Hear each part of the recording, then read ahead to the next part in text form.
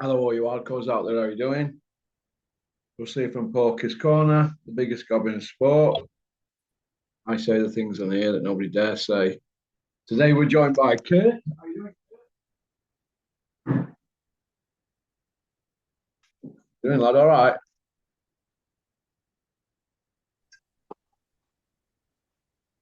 Can you see me all right? Yeah, I can see you're all right. Have you recovered? Yeah, yeah, I'm over it, mate. You know what this game's like? It can kick you in the bollocks, can't it? Win or lose, Kurt is on the booze. You have a good one at your mum's pub on Sunday, yeah? No, yeah, just a quiet one, mate. I only had a couple. I wasn't really feeling it. I know it's not the same as having a win, is it, Kurt? No, it's not. And you know what? It was. I was just really disappointed and for Adrian because he was really upset. And he was saying to me, I feel like I've let you all down. I'm like, mate, you haven't let anybody down. This is a long old journey, and there's going to be a few bumps in the road, and especially in the heavyweight division, there's a lot more smaller margin for error, isn't there? Because they're so big. I said, you see a lot that are coming through that get knocked out, that get wiped out. He just had a bit of a sticky night in the office, and I think, to be honest, when I made that fight initially, the show wasn't a TV show.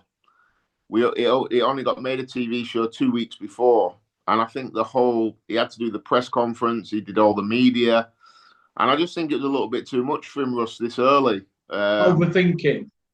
Overthinking and just the whole experience. Obviously, he's coming out. He'd sold loads of tickets. There's loads of people there. There's all the eyes on him, and I just think it was a little bit too much for him. I've never seen him box like that before in my life. He was so tense and just wouldn't let his hands go because he was really, really anxious. So listen, lesson learned for everyone, for all of us. We're back in the gym today, so it is what it is. We move on. I said to Adrian, he's not an Olympic gold medalist where all these high expectations are on him and things like that. I said, we're looking to do this a different way with him having a little amateur experience. We're learning on the job, and Saturday night wasn't our night. Listen, I still don't think he lost the fight, Russ. I've watched it back a couple of times. I think he definitely won 3 rounds. But it is what it is, mate. I'm not one of them who's going to moan. It is what it is. We'll move on. It'll be better for the experience. Uh, you know when Clinton Woods got beat by Dave Starr and they wrote him off, didn't they? He came back, British, Commonwealth, European, and a 3 year IBF world champion, over 3 year. So Yeah. it's not in that world, is it? No, it can happen. Like I say, a lot of great fighters have had setbacks early. I'm not saying Adrian's a great fighter or he's going to be a great fighter, but I think he's going to be very good. I've said over and over again, I think Adrian has the potential to be a world champion. That doesn't change. The same fighter that I've got on Tuesday morning is the same fighter I had on Friday. He just had a really sticky day at the office, that was all. But, he showed a couple of really good things. He showed a hell of a chin because he took some big shots and he showed plenty of bottle as well. And they're two things that nobody can coach. That's either in you or it's not. So even in the worst times, there is a little bit of there's always a little bit of a silver lining as well. Yeah. I had Richard on from Rotherham yesterday, and he thinks that the best plan of action is to get back in with that guy again. And what do you think to that, Curtis?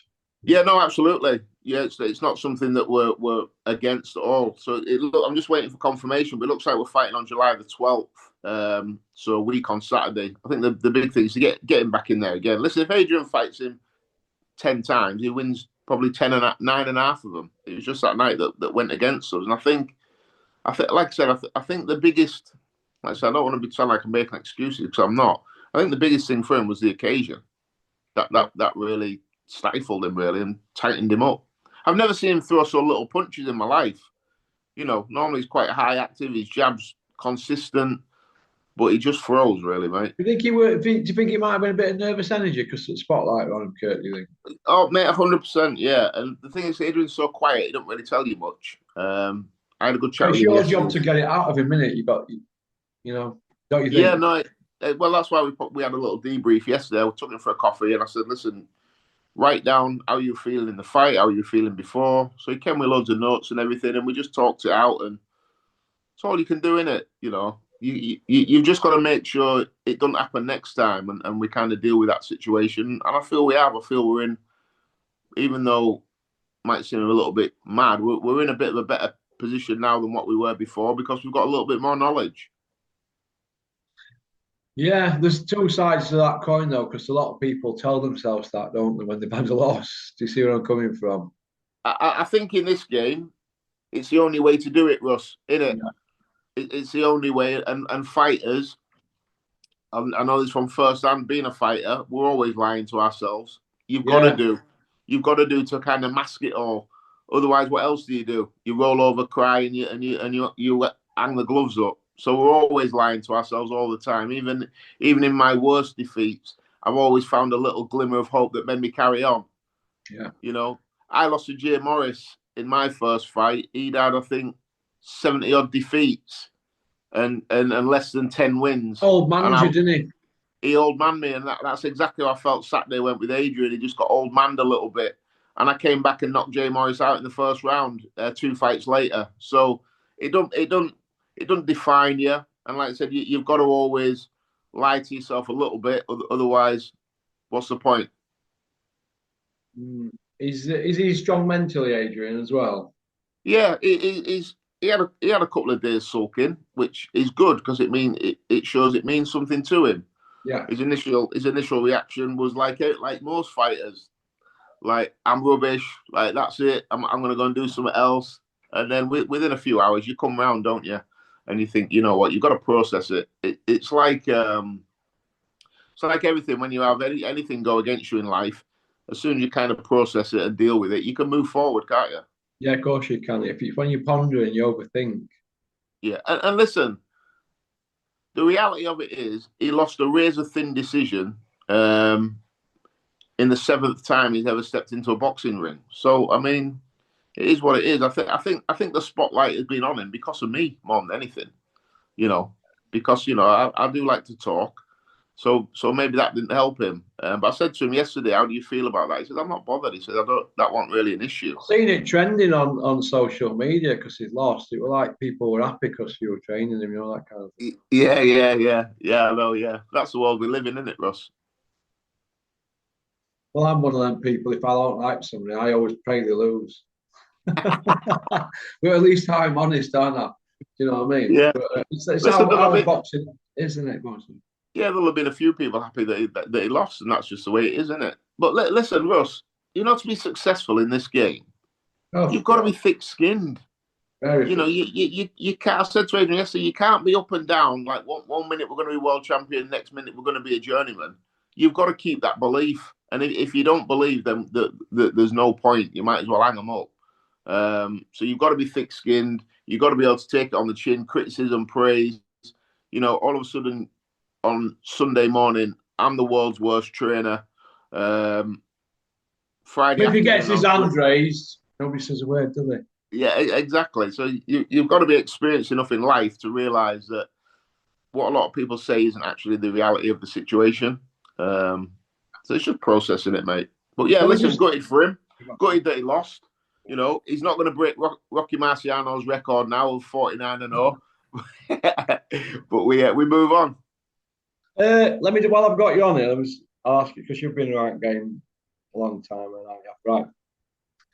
For those viewers who are watching and don't really understand, is this true, Curt, that it ain't just the boxers where people try and cut your legs off behind the scenes, promoters, managers, trainers, the lot in it?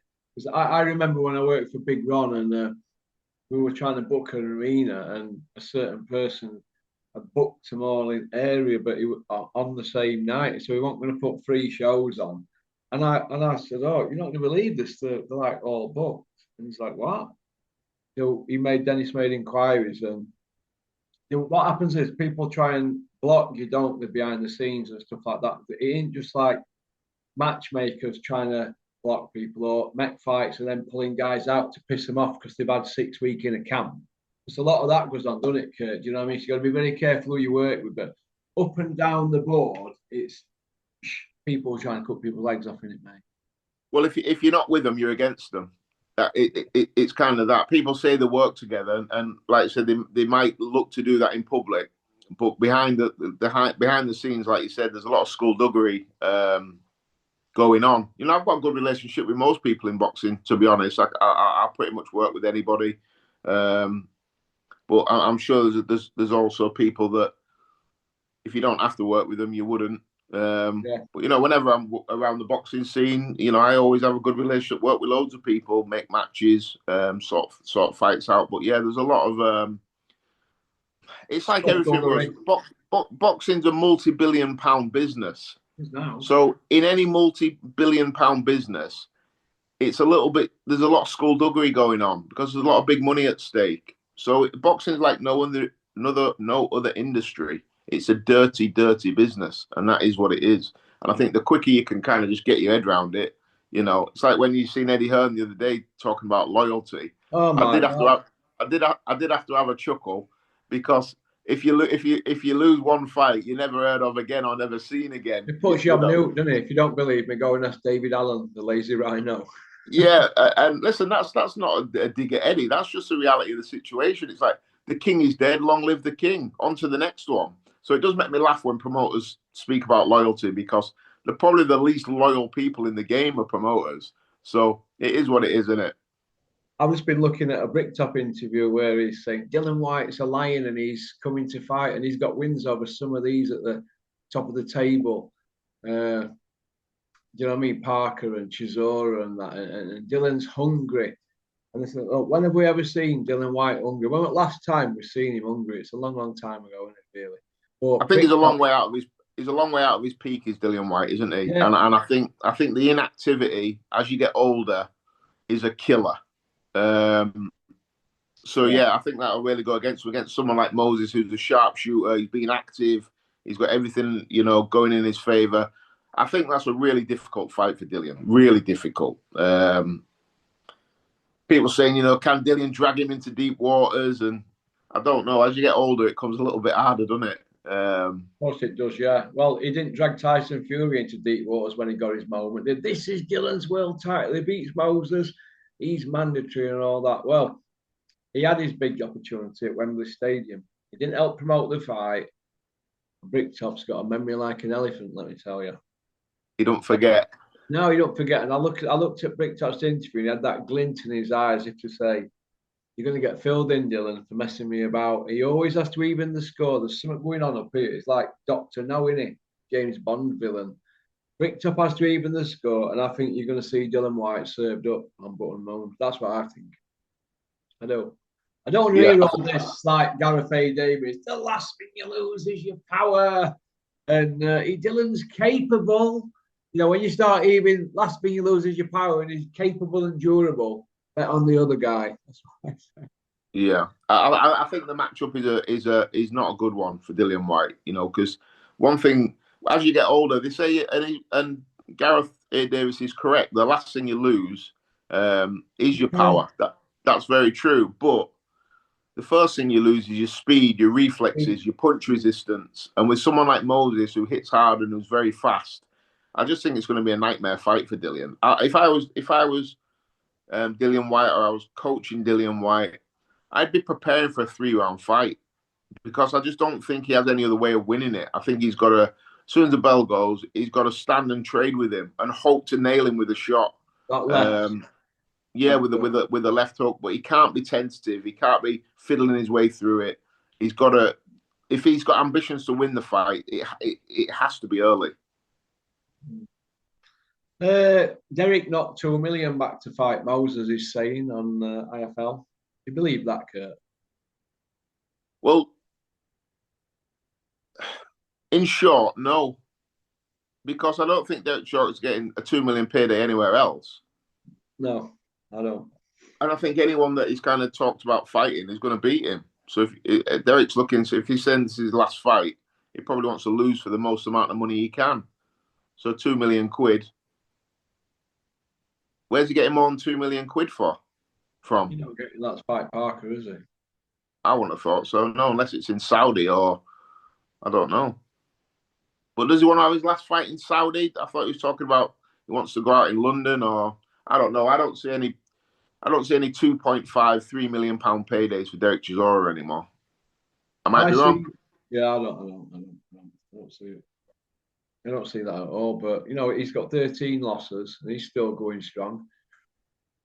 Yeah. I know he's 42 in a few months in November, and he's around at that time. But I think he really needs to hang him up. I wanted to ask you about Froch saying that Anthony Joshua should hang him up. Do you agree with that? I actually did a video on my own YouTube channel, Russ. The gloves are off with Curtis Woodhouse. Yeah. I YouTube. did. Don't forget to like and subscribe and leave a comment. Yeah. We say the things that nobody else dares say. You're getting like Froch, you know, making the one-liners, Kurt. Pop, pop, bang. Yeah. I did a video on it after his last fight with Daniel Dubois, and I said that it's time for him to go because that fight was the first time that Anthony Joshua has ever been out big catted. Does that make sense? So, scared as a rabbit, didn't he? Frightened to death. Well, he just came up against a bigger, stronger man than him, and that's never happened to him before. You know, he got in with Klitschko. He dealt with a big, strong man there. He got outfiddled. Yeah, but he was nearly 42, wasn't he? A couple of months off being 42, wasn't he? 18 months off set as well. Yeah, no, it was. But what I'm saying is that he got outboxed by Usyk, and you can probably process that a little bit better. You know, Usyk's a master boxer. But to be honest, Dubois just ran straight through him. Ran over him? Yeah, he did. And Joshua looked like a rabbit in the headlights. And like I said, I've said this over and over again. I'm a big Joshua fan. I think he gets way too much criticism, and I just don't want to see him be getting knocked out time and time again. I think the right time is now for him to go. But then you watch Wilder the other day. Wilder looked terrible. So is Joshua thinking, can I sneak in one more? Well, he's timing out, Kurt. Oh my God, Wilder's timing. Yeah,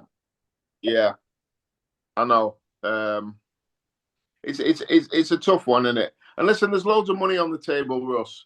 And we just spoke about earlier where, you know, no one cares about it. There's no loyalty. As soon as Anthony Joshua hangs his gloves up, all them people he's got around him out now, he'll probably speak to him 10 times again the rest of his life. So if there's that sort of money on the table for him, then, you know, why not go and get it? Do you think that if he gets beat in his next fight, whoever it is, if it's some low-level guy like Wilder, because he's finished now, or if it's just anybody at top 50 can beat Joshua now, that's my opinion. Like any of them on there given that. But if he gets beat again and flogged, how many more times can Eddie sort of like dig him up and tell us that he's pay-per-view? And how could they bring him back? Because it looks like Fury's keeping his distance for the moment, and Joshua's like in limbo. He's nearly 10 months out at ring. He's not active, is he? Yeah, no, I agree. And you actually look at the rankings and you think, like, who actually can Anthony Joshua still beat in that top echelon? I don't think there's many out there. No. I think he probably needs, you know, a Dillian Whyte. But if he gets beat by Moses, then that fight loses sort of any sort of appeal because I don't know. It's a difficult one for Joshua. Like I said, I don't like to see fighters kind of go out with a whimper. And I think if Anthony Joshua gets in with anybody that's got any sort of elite ability, he's going to get stopped again. Yeah. And then it's back-to-back knockouts. I don't know where they go with him. You know, I've seen on Twitter the other day talking about the Jake Paul fight, which would be insane. Well, Eddie, that won't matter to Eddie. They put him in with Ngannou, didn't they? Yeah. I don't know where Anthony Joshua goes, really. Listen, his career's over, isn't it? If we're talking about a top-level operator. He's not that guy anymore. And that's fair to say. Like I said, I'm a Joshua fan, but I'm also honest about where I see his level at now. He's not a top operator. And I've seen you say on here the other day, he's not boxed for a world title since 2020, did you say, against Pulev, was it? Pulev, who were old. Yeah. 5 years ago, nearly 6 years ago, that, Russ. You know. See what I mean? So you asked me the question. I think it's time for him to retire. Yeah. I won't put it as harshly as what Froch puts it, but I think his overall assessment of Anthony Joshua retiring, I think he's correct. And I think if you ask a lot of people off the record that maybe are around Anthony Joshua, they'd say the same. Eddie's not saying the same, though, is he? But Eddie's part of the team, isn't he? So he's part of all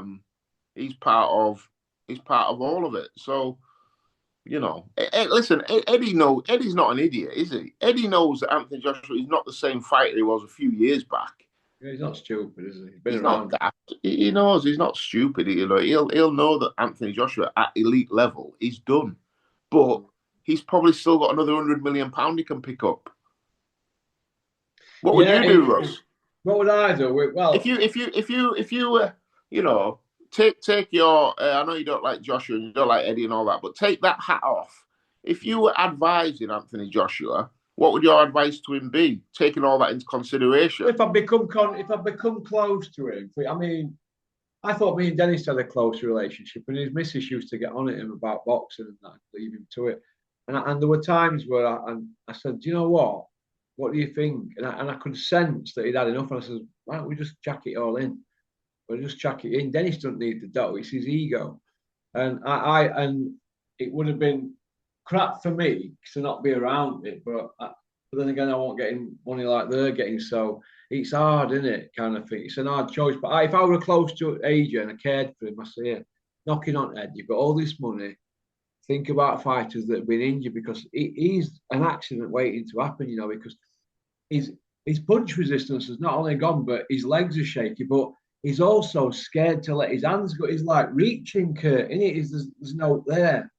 And I think the last hurrah that he did, like, he threw that combo before the bar actually finished him off. And I think that was his final his final, like that. And I think he's done, mate. And he might not even fight again, He might sit in a court.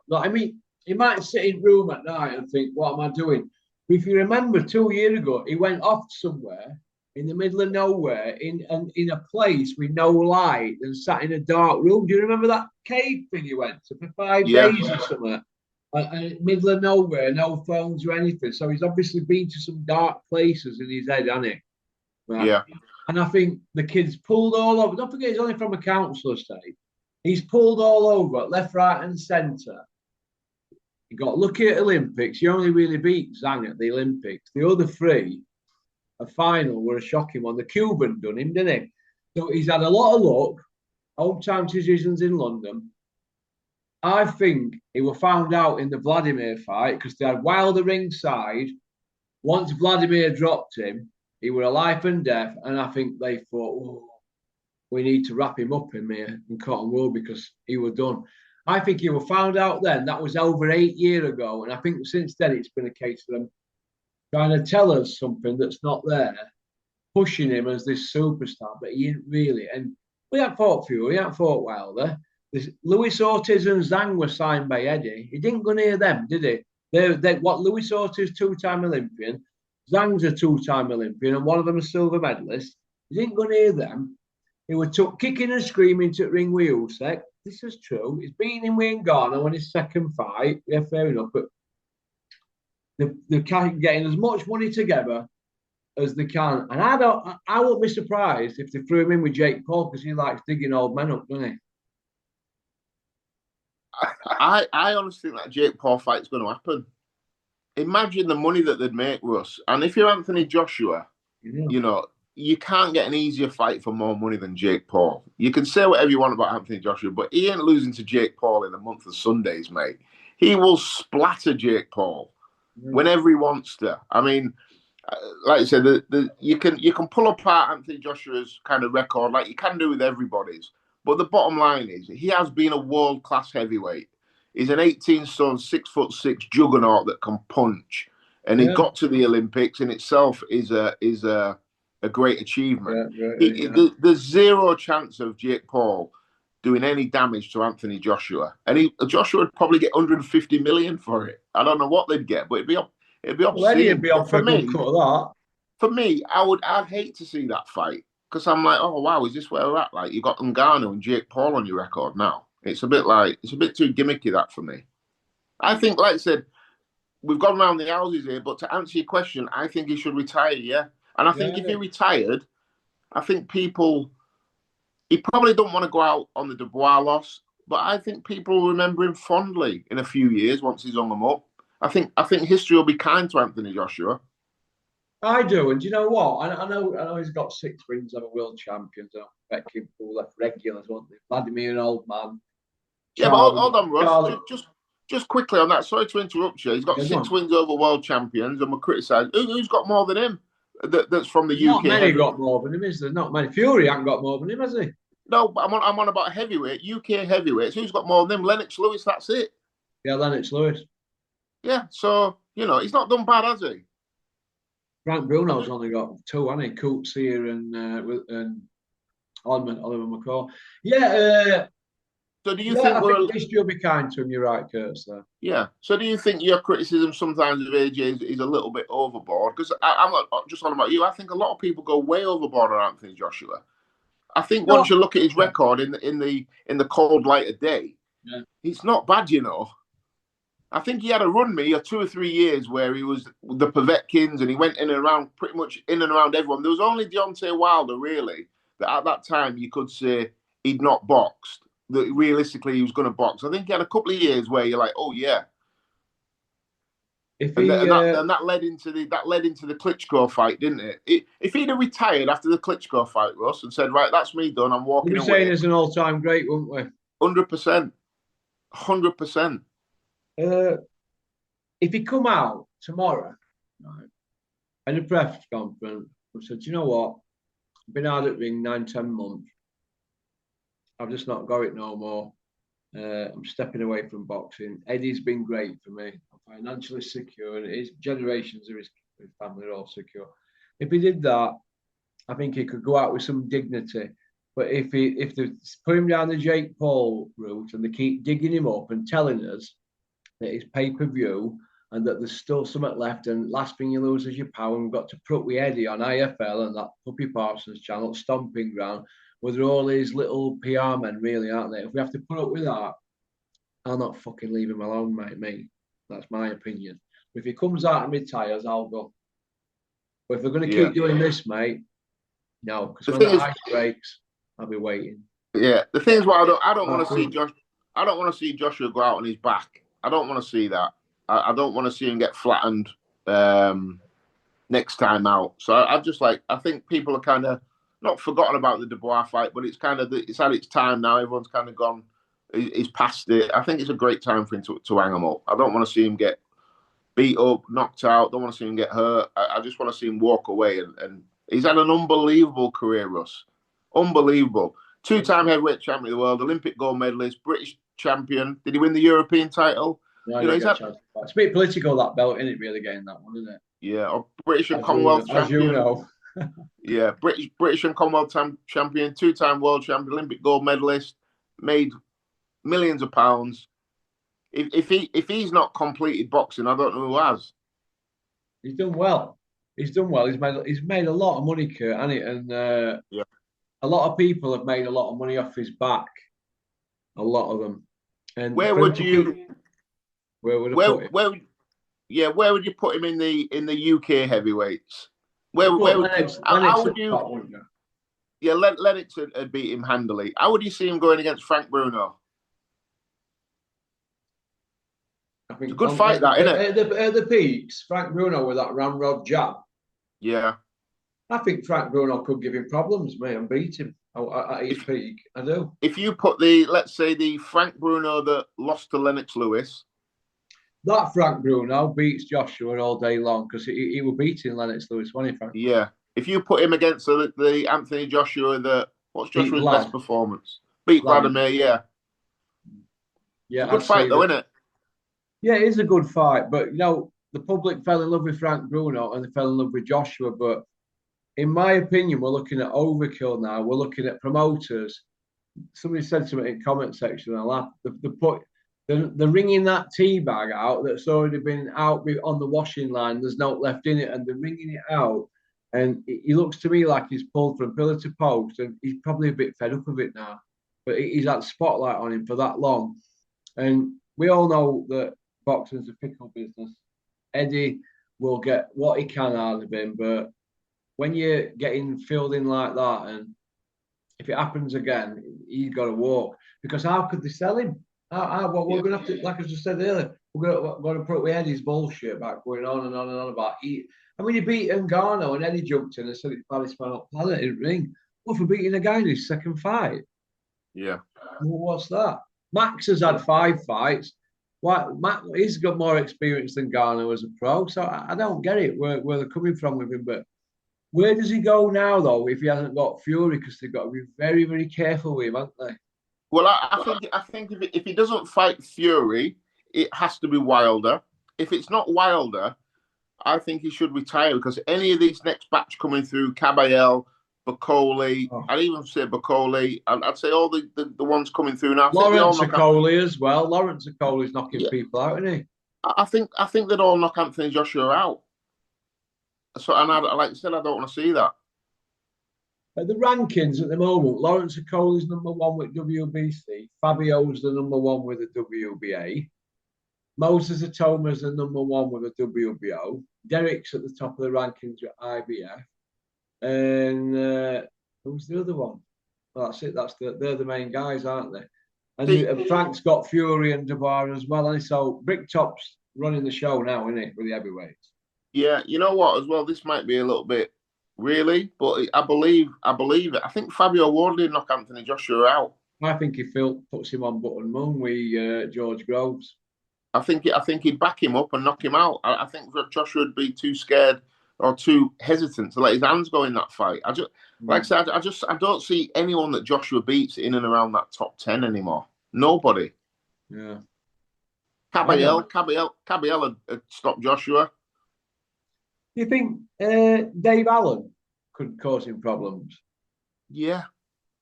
I do, because Dave's pretty fearless and he's not bothered about taking punches. Joshua just doesn't like. He reminds me a little bit of Mike Tyson when it comes to end. Yeah. I mean, just didn't like. After the Buster Douglas fight, I think there were chinks in Mike Tyson's armor leading up to that. Frank Bruno uncovered some chinks, didn't he, in the second fight? But I think after Mike Tyson lost to Douglas, I think he didn't like getting it either. And I think that's like Anthony Joshua. You have to match Joshua very carefully if they want to do this world. Thought about doing a world tour with him, in Eddie, and Nigeria, and they're just trying to squeeze that last bit of brass out of him, aren't they? That's the harsh reality of prize fighting. They're just trying to squeeze that last little bit out of him. Like a pimp, innit? Having a woman that's had 1,000 men deal with her, over the space of 6 months or something. And she's like, I can't do it anymore. And you're like, get your sin out on that on the hard road. And it reminds me of that, what they're doing to him, and it's awful to see, looking from the outside. Yeah. Like I said earlier, I don't think he wants it anymore. Yeah, you look at the history of boxing, the history of heavyweights. It happens timely. It's happened for years, Russ, hasn't it? You always squeeze the last 2 or 3 more out of the former heavyweight champion of the world. Larry Holmes, didn't they? Dug him up after about 20 months out and then brought fight forward 6 weeks, didn't they? Yeah, they've done it with everyone. They did it with Joe Louis. They fed him to Rocky Marciano. They do it to everyone. They did it to Muhammad Ali. Look how many fights. Patterson did it with him, didn't they? Brought him back for Ali a second time. And, he didn't even get a proper training camp. Did it with Ali, didn't they? With Larry Holmes and then Trevor Berbick. Yeah, they did it to Mike Tyson. Look at the version that Lennox Lewis Danny Williams. Yeah, Danny Williams flogged him. Danny Williams beat former world champion. It's been going on for time. I know. It's awful. Okay, I just want to finish off on this Jake Paul signing all these women boxers. You think he's doing it just to play the game with all this woke stuff that's going on? Because nobody in UK is interested in women boxing now, are they really, the big boys, the voters and stuff? Do you think he's going to fly the flag for it, and do you think it'll last? Well, I think what's happened in the UK is people have realised that commercially, women's boxing just doesn't work because it's not popular. People don't get behind it.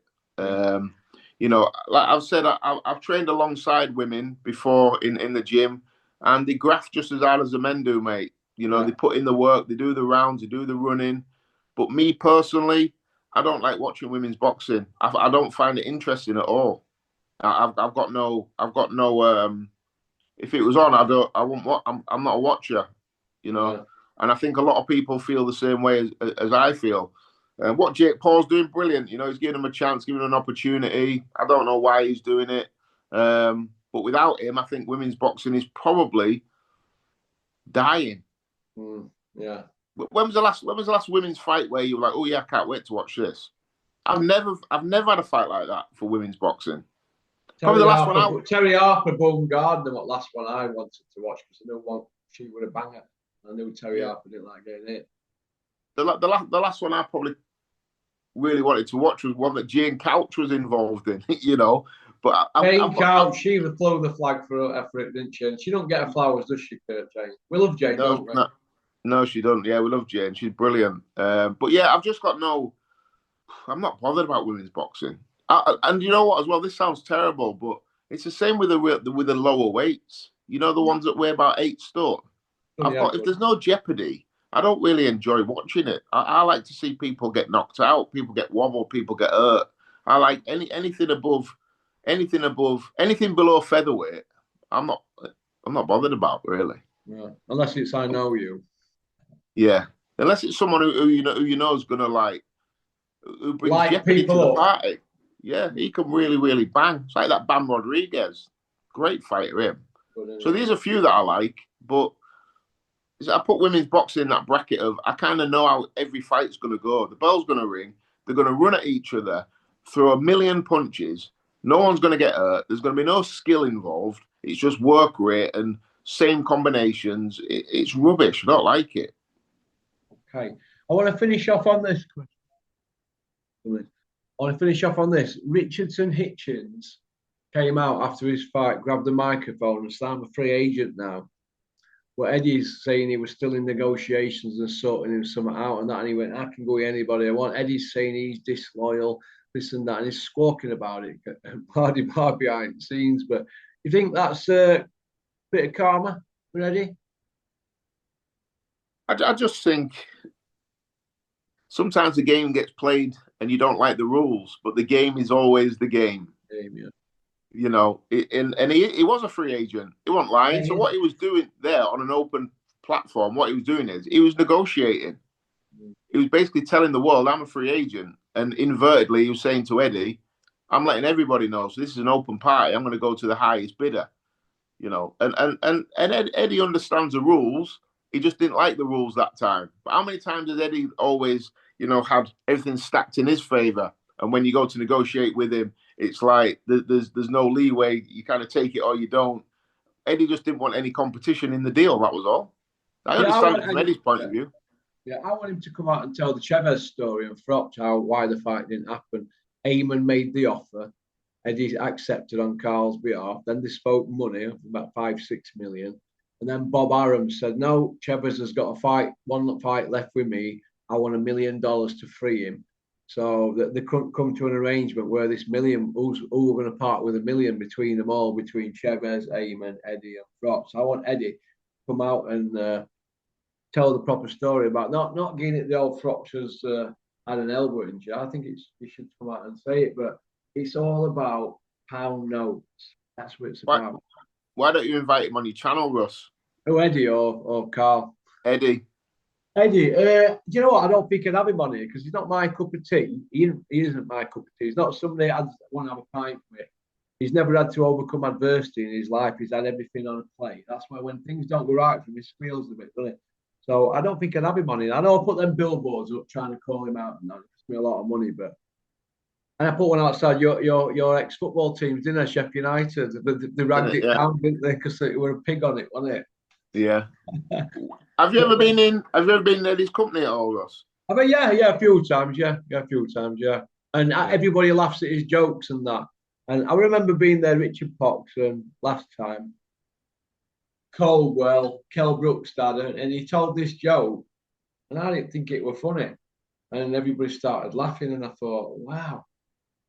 And he has to he controls the room, doesn't he? He's quite a bit a bully. He's a big bloke, but I think he's a bit of a bully how he speaks to people. And he wasn't for me then. I was fat as a pig at the time. I thought, you know, you're a prick, you.